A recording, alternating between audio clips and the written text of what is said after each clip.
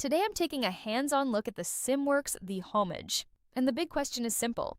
Is it actually worth your money in 2020? Right out of the box, this thing feels premium. The finish is clean, the detailing is classic SimWorks, and you can tell a lot of thought went into the design.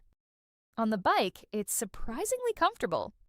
I tested it on both smooth roads and some rougher patches, and it held up better than I expected. What stood out most is the balance.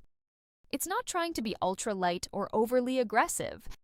Instead, it leans into that relaxed, all-day riding feel.